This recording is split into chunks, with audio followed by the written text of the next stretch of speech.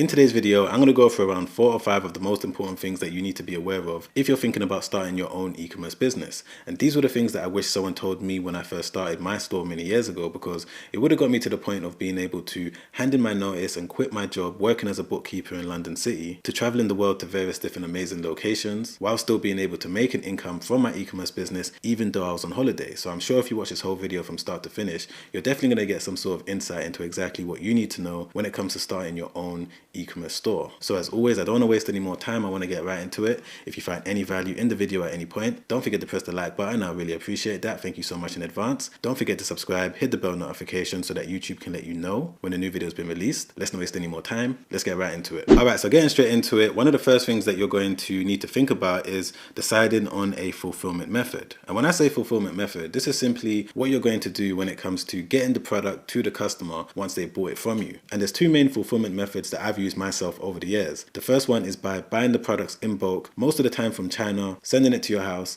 and then packing the order whenever you make a sale, and then sending it straight to the customer. And the second method is dropshipping, which is where every time you get an order, your supplier is going to send it straight to your customer. So you're never going to have to see it, you're never going to have to pack any orders yourself. But with these two different methods, there's various different pros and cons that you need to be aware of. And I'm going to go through one main pro and one main con with these two different methods so that you have a full understanding of what might be best for your own personal situation. So starting off with a pro when it comes to buying stock in bulk, which is that you're going to pay a lower cost per unit. And what this simply means is that because you're buying, let's say 10, 20, 30 items at the same time, maybe even more, the supplier that you're buying it from is of course going to give you a discount because you're buying so many different units at the same time. However, when it comes to doing dropshipping, because you're going to be placing one order at a time whenever you make a sale, the supplier that you're buying it from is not going to be able to give you a major discount even if they wanted to. But with doing it this way, it now brings me on to one of the main cons, which is that you are going to need some sort of an upfront investment. Now, some of you that are watching this video may not see this as a con, but if you are a beginner that has a low budget, then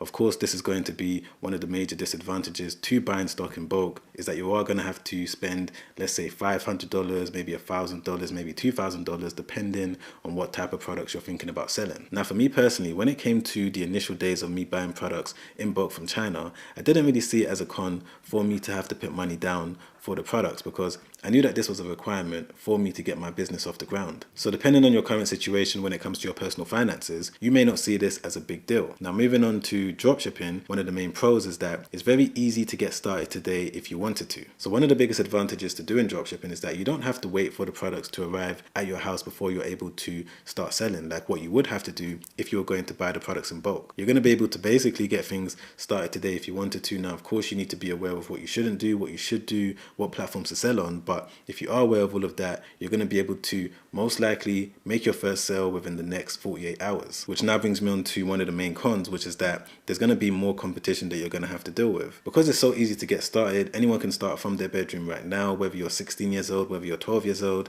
anyone around the world can start a dropshipping store. There's going to be a lot more competition when it comes to whatever product you're thinking about selling. This, however, isn't something that you're going to have to deal with when it comes to buying products in bulk, because not everyone can do that. Not everyone lives in a country like the UK, US, Canada, Australia, where they've got a big population of online shoppers within their country. You're going to be able to instantly be competitive because you're going to be able to offer quicker delivery to your customers. And that's why it's very important for you to be aware of all of the different pros, all of the different cons, so that you can make a good decision when it comes to whatever method of fulfillment you decide to go with. All right, so moving on to the second thing that you need to be aware of when it comes to starting your e-commerce business is that you need to decide on a platform. And when I say decide on a platform, what this means is that you need to understand that there's so many different options out there, and it's going to be your job to figure out which one is going to be best for you and the business that you're trying to build. Like, for example, we've got eBay, we've got Amazon, we've got Etsy, we've got Shopify, and there's some other ones as well. But for example, if we look at something like eBay, this is a marketplace where you're going to be able to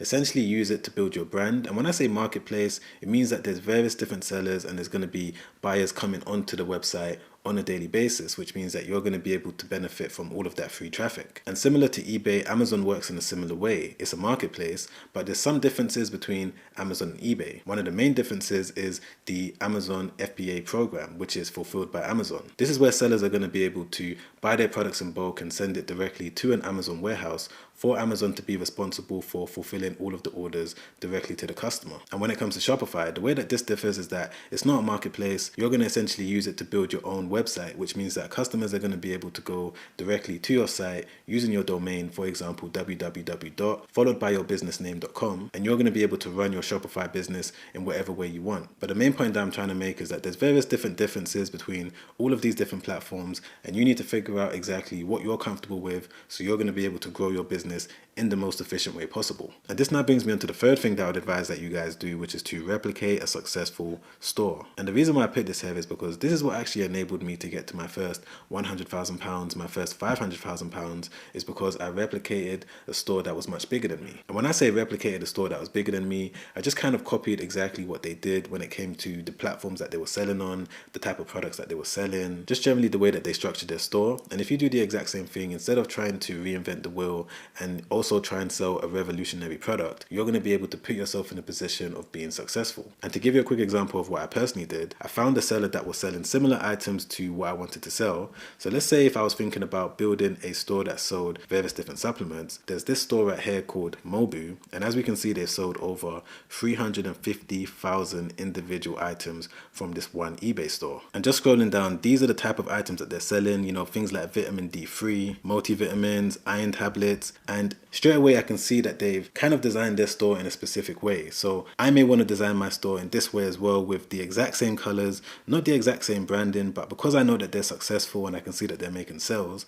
I may want to structure things in the way that they structured things. And the main reason why I'm showing you this particular seller on eBay and I'm using them as an example is because not only do they have this eBay store, but they've also got an Amazon store too, where they're selling the exact same products. And they've also got their own Shopify website where again, they're selling the exact same products on here as well, which means that this is the perfect type of e-commerce business to replicate, because you can pick one platform, see exactly what they're doing there, and you're also going to know that down the line, if you do want to now start selling on other platforms, you're going to be able to replicate the way that they've structured each and every one of their different e-commerce stores. Which now brings me on to the fourth thing that you need to do on your e-commerce journey, which is that you need to grow and scale your business. So I've kind of already touched on this, where I said that you need to make sure that in the future you're going to start to sell on other platforms, but you also need to make sure that you're adding more and more products to your store on a consistent basis. Now this is something that I've done religiously with all of my e-commerce businesses. As you can see with one of my e-commerce stores on eBay specifically, I've got over 2,400 different active listings, and on one of my Shopify stores I've got over 180 different products at the moment. And in one of my Amazon stores, I've currently got over 94 products currently listed. If I select this, yep, over 94 products